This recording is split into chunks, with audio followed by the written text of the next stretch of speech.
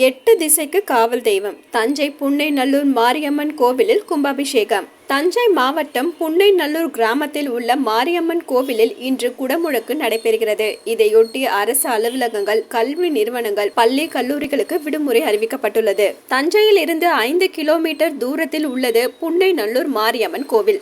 தஞ்சை மற்றும் அதன் சுற்றுவட்டார பகுதி மக்களின் காவல் தெய்வமாக விளங்குகிறது. இந்த கோவிலில் சுமார் 21 ஆண்டுகளுக்கு பிறகு இன்று கும்பாபிஷேகம் நடைபெறுகிறது. கும்பாபிஷேகத்தை முன்னிட்டு கடந்த 3ஆம் தேதி விக்னேஸ்வர பூஜைகளும், 4ஆம் தேதி நவகிரக ஹோமம், இதை தொடர்ந்து 5ஆம் தேதி மகாலட்சுமி ஹோமம் உள்ளிட்டவை நடந்தன.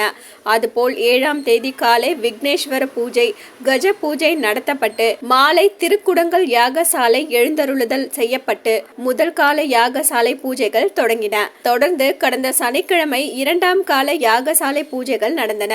பின்னர் மாலை 3ஆம் கால யாகசாலை பூஜைகள் நடைபெற்றன.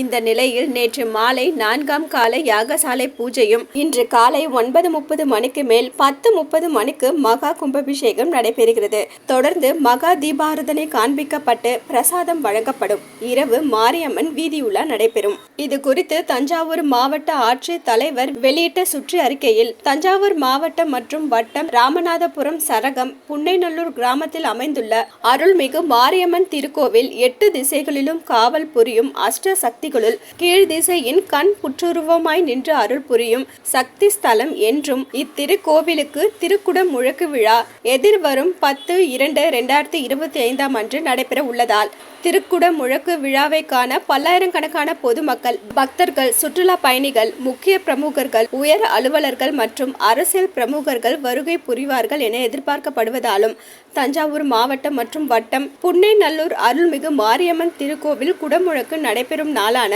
10/2/2025 அன்று தஞ்சாவூர் வட்டத்திற்கு மட்டும் உள்ளூர் விடுமுறை அறிவிக்கப்பட்டுள்ளது. அலோ சிட்டி டிவியை லைக் பண்ணுங்க, ஷேர் பண்ணுங்க, மறக்காம சப்ஸ்கிரைப் பண்ணுங்க.